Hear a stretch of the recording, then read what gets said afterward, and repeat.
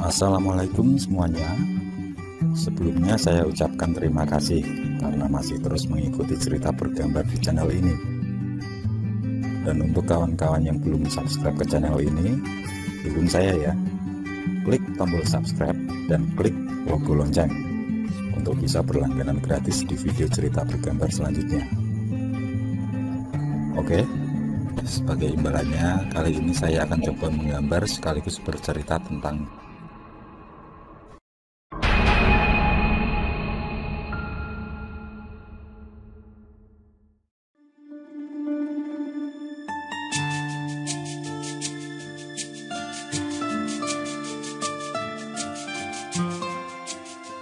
Aku Rahmat.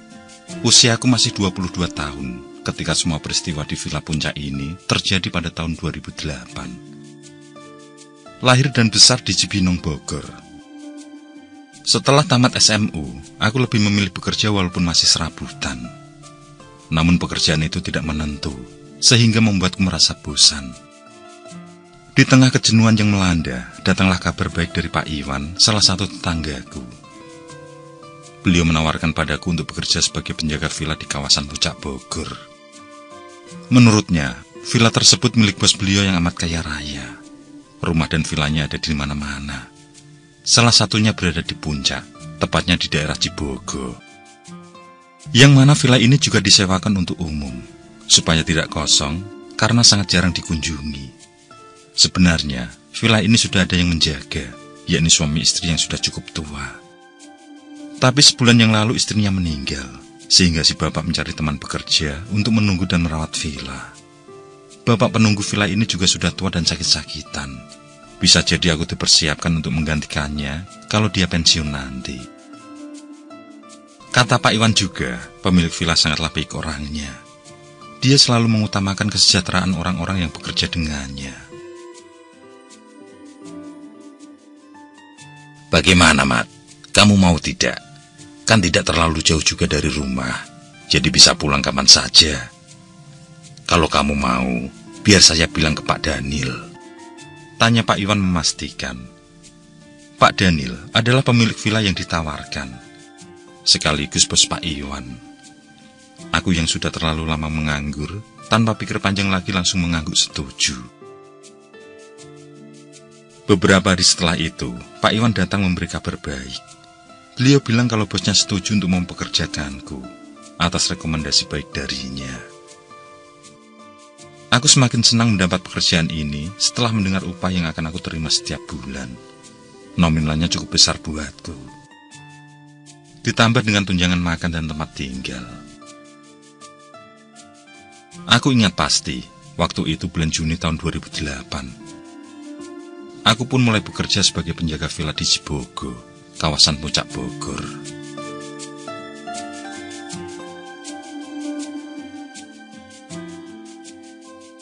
Jalan masuk menuju villa tidak susah. Kalau dari arah Bogor, kira-kira 10 menit dari Gadok.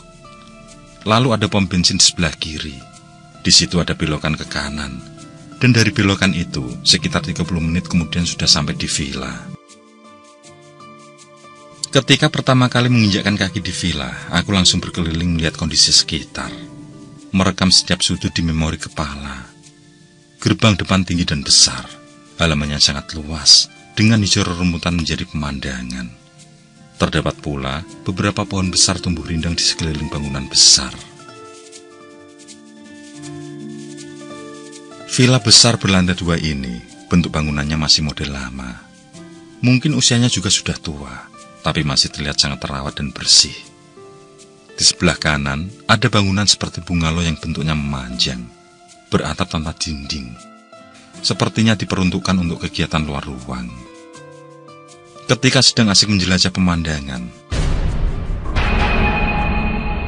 tiba-tiba pintu besar bangunan utama terbuka, lalu muncul seorang ibu tua dari dalam. Sejenak, perempuan tersebut memandangiku dengan tajam. Hati-hati nanti di lantai 2 ya, ucapnya sejenak kemudian. Belum sempat aku mengucap salam, muncul seorang bapak tua mengagetkanku. Rahmat ya, ucap bapak itu sambil tersenyum. Seorang bapak bertubuh tinggi kurus dan berkacamata, dengan nyaris seluruh rambutnya beruban itu, mengenakan kemeja lengan pendek, celana panjang hitam. Kami pun saling memperkenalkan diri. Bapak yang sangat ramah ini bernama Pak Hendra. Usianya sudah 69 tahun. Saat aku diajaknya berkeliling, tidak kulihat lagi sosok wanita tua tadi. Mungkin kembali masuk ke dalam, atau melakukan kegiatan lain. Tapi, siapa sebenarnya? Bukankah penjaga villa saat ini hanya Pak Hendra saja? Aku simpan pertanyaan itu sambil berjalan mengikuti langkah Pak Hendra. Tampak beliau agak terheran melihat pintu rumah sudah terbuka, padahal kunci masih berada di genggamannya. Meski begitu, dia mampu menyimpan rasa aneh itu di hadapanku. Kami pun masuk melihat ruang demi ruang. Dengan sabar, beliau menjelaskan semua tentang villa ini dan segala isinya. Di lantai dasar ada ruang tengah besar, 3 kamar tidur, 2 kamar mandi, dan ada dapur di belakang. Sedangkan di lantai 2 ada 3 kamar tidur juga, 2 kamar mandi, ruang santai keluarga, dan teras besar memanjang dari kiri ke kanan. Teras ini menghadap pemandangan pegunungan puncak yang sangat indah. Secara keseluruhan, benar tebakanku dari awal.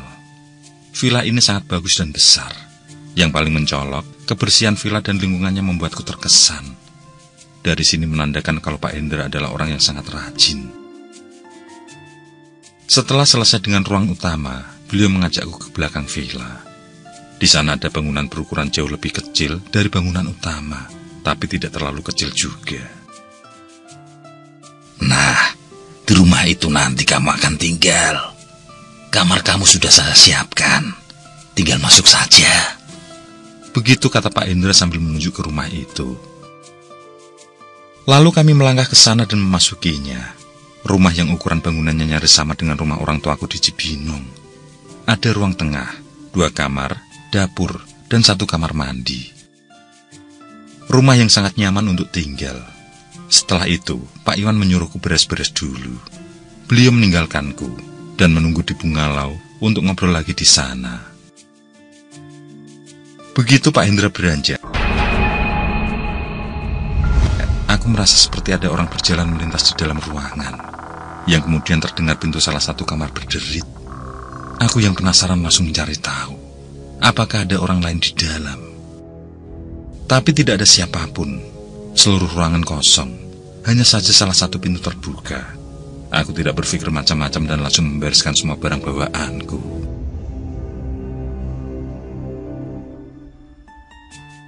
Setelah itu, aku menemui Pak Hendra yang menungguku di Bungalau. Beliau menjelaskan kalau tugasku setiap pagi membersihkan seluruh tempat ini, baik di luar maupun di dalam villa. Termasuk halaman depan juga halaman belakang. Intinya, tugas kami adalah menjaga villa agar tetap bersih, nyaman, dan aman. Kami juga akan melayani, serta memenuhi semua kebutuhan para tamu penyewa villa. Kurang lebih begitulah tugasku. Menurut Pak Hendra, penyewa villa paling banyak berasal dari kalangan keluarga besar dan grup kecil kantor atau perusahaan. Setelah selesai menerangkan, Pak Hendra mulai bercerita tentang kehidupan pribadinya. Sudah hampir 30 tahun lamanya beliau bekerja di villa ini. Tepatnya sejak orang tua Pak Daniel, sang pemilik villa, masih hidup. Selama bekerja, beliau didampingi oleh istri tercinta. Dan selama itu mereka tinggal di rumah kecil belakang villa. Ibu Rina, itulah nama dari almarhumah istri Pak Hendra. Meninggal sekitar 2 bulan yang lalu karena sakit keras yang diidap bertahun-tahun lamanya. Raut sedih masih tergambar jelas di garis wajah tua itu. Kemudian Pak Hendra mengeluarkan dompet, lalu menunjukkan selembar foto lusuh. Foto istri tercinta yang masih diabadikan. Cukup banyak yang beliau ceritakan tentang sosok istrinya. Betapa mereka saling mencintai dan menyayangi, sampai maut memisahkan. Aku sendiri hanya terdiam dan terus mendengarkan.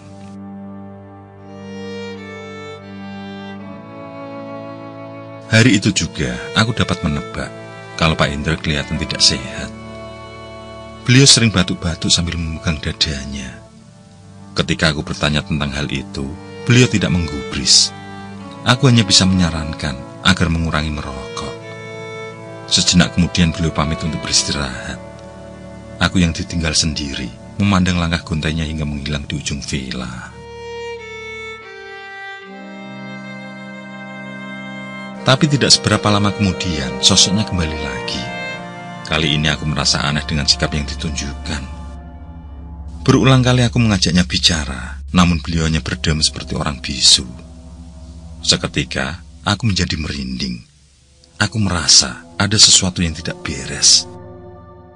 Dalam keadaan setengah takut, aku pun berpamitan kembali ke kamar. Dan lagi-lagi, Pak Hendra menjawab dengan mendehem saja. Di tengah kebingungan, aku beranjak meninggalkan bungalow. Dan mendadak suasana menjadi sangat mencekam. Yang semula tenang, kini datang angin kencang, memainkan rambutku yang mulai memanjang. Saat aku menoleh, Pak Hendra sudah tidak ada di tempat. Dan ketakutanku semakin menjadi ketika melihat sosok tinggi besar berada tidak jauh dari tempat tersebut. Sosok dengan badan penuh bulu dan mata menyala merah itu memandangku dengan tatapan mengerikan. Sontak saja tubuhku bergetar hebat. Beruntung, sosok tersebut menampakkan diri tidaklah lama. Karena dalam hitungan detik, terdengar mendehem persis seperti suara Pak Hendra, lalu menghilang bersama berhentinya angin. Dengan segera, aku menuju kamar, dan kali ini bau wangi melati begitu kuat menyengat hidung, seakan mengejarku yang dalam kondisi ketakutan. Beberapa saat kemudian, aroma itu menghilang, berganti dengan aroma busuk yang menyengat. Sebelum aku membuka pintu,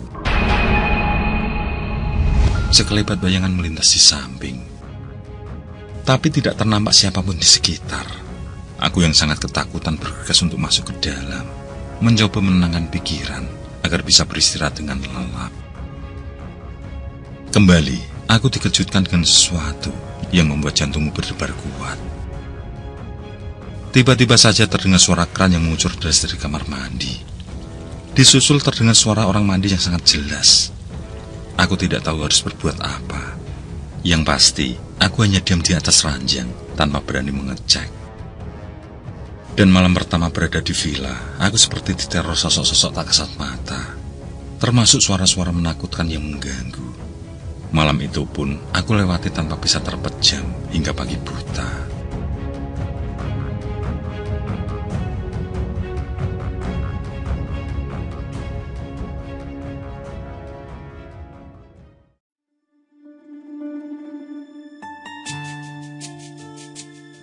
Mulailah hari-hariku bekerja di villa itu.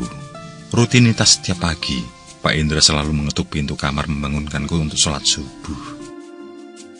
Setelah beribadah, kami langsung bekerja.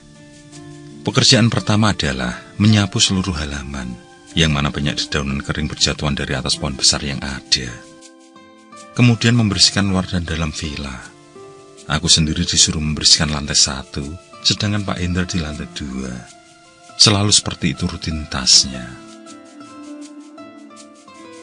1 minggu, 2 minggu, hingga tidak terasa 1 bulan berlalu. Selama itu, aku tidak lagi mengalami gangguan layaknya di malam awal. Aku sudah merasa nyaman dan betah bekerja di villa ini. Pak Hendra benar-benar orang yang baik. Sama sekali tidak pernah marah meskipun beberapa kali aku lalai dalam bekerja. Hingga suatu hari kesehatan Pak Hendra memburuk. Aku pun mendapat bayaran lebih karena harus mengerjakan semua seorang diri. Aku menaiki lantai 2 saat selesai dengan ruangan lain. Suasana mencekam kembali kurasakan di lantai ini. Saat itulah aku teringat dengan seorang wanita renta yang kutemui di awal tiba di villa.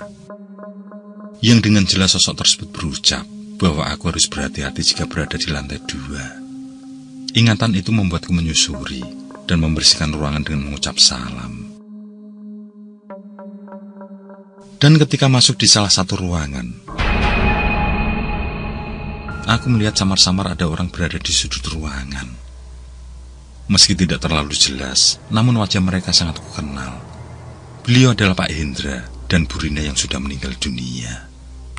Berulang kali aku menyalakan lampu, tapi Bohlam tetap dalam keadaan mati. Sini nak, ikut kami. Suara menggema itu pasti milik Bu Rina.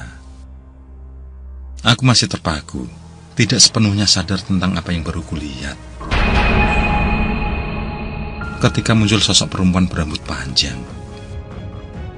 Sosok dengan baju putih itu tiba-tiba saja muncul dan duduk di sebuah kursi. Rambutnya yang sangat panjang sampai lantai dibiarkan terurai.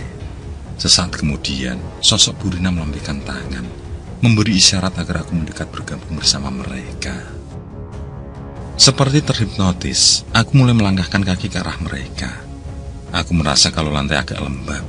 Aku pun bersinjit dalam melangkah, karena takut jika terpeleset. Mat, Rahmat.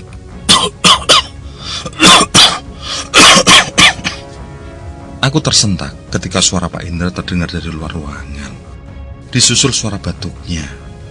Dan di saat itulah, semua sosok tak kasat mata di depan lenyap.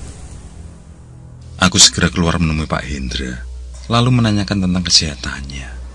Tapi bukan jawaban yang aku terima, melainkan beliau menyuruh agar aku kembali menutup pintu. Dan setelah itu kami pun beranjak ke lantai bawah.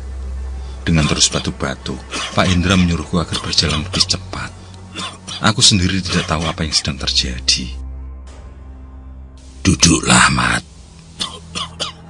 Ucap Pak Hendra begitu sampai di ruang utama. Begitu kami duduk berhadapan, beliau mulai membuka suara tentang tujuannya ke villa. Sebenarnya, pihak dokter menyuruhnya beristirahat saja di rumah. Namun karena semalam mimpi buruk, maka beliau pun tetap menemuiku. Ada rasa khawatir yang dirasakan. Pak Hendra menuturkan bahwa beliau bermimpi bertemu istrinya, Burina, di ruangan tersebut. Sang istri menangis terseduh dan berharap Pak Hendra mau menemani. Dan jikalau menolak, maka penjaga baru yang dipanggil untuk menemani. Dari situlah, Pak Hendra merasa tidak enak dan datang ke villa menemuiku. Yang menurutnya, aku dalam keadaan berbahaya jika beliau tidak segera datang. Permisi.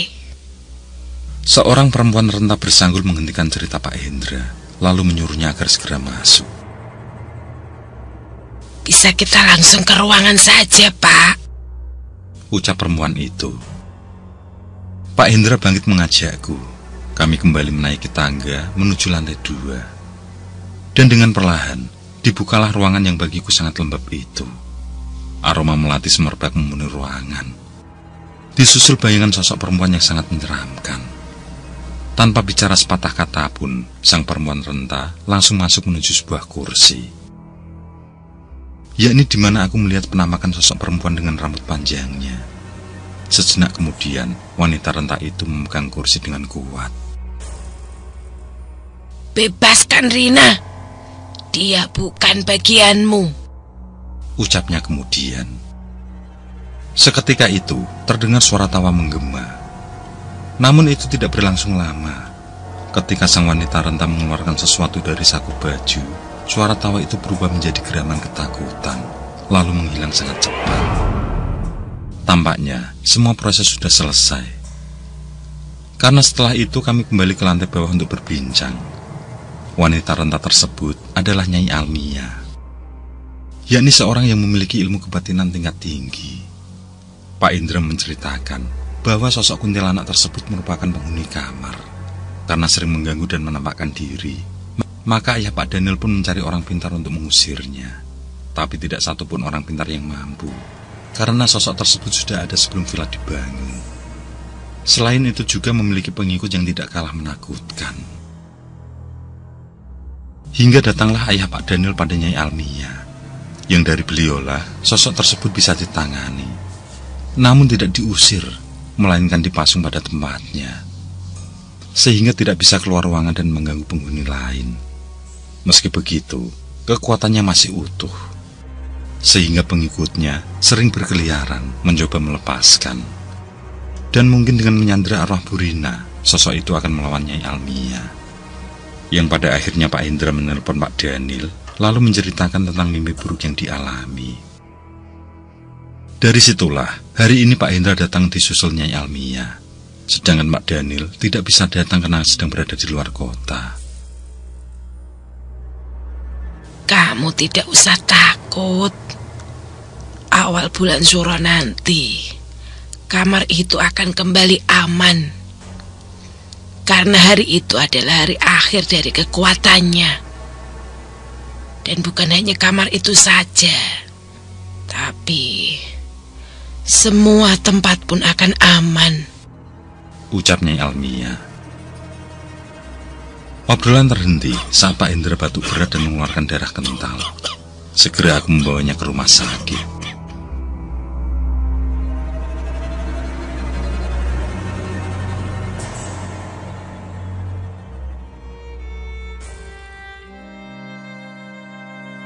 Akhirnya, Tuhan punya kehendak. Awal bulan November 2008, Pak Indra menghembuskan nafas terakhir di rumah sakit. Tidak bisa dipungkiri kalau aku sangat terpukul dengan meninggalnya Pak Hendra. Ditinggal sendirian ketika sudah merasa nyaman untuk bekerja berdampingan dengannya. Tapi roda hidup harus terus berputar. Pemilik villa berkata, dia akan mencari satu orang bekerja lagi untuk menggantikan posisi Pak Hendra. Aku sangat senang kalau ada teman-teman yang berkenan membawa keluarga besar atau bersama teman kantor untuk menginap di sini.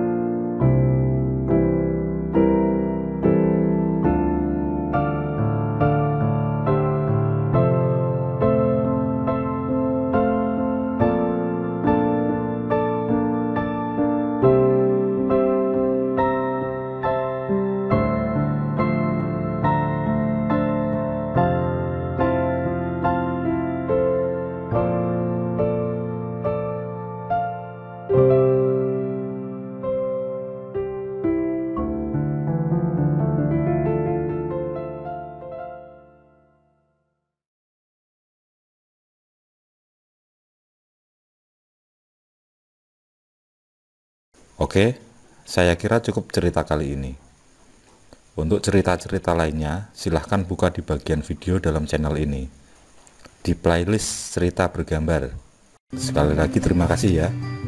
Jangan lupa like, komen, share juga boleh. Dan untuk yang belum subscribe, langsung klik tombol subscribe. Semangat berkarya. Akhirul kalam, wassalamualaikum warahmatullahi wabarakatuh.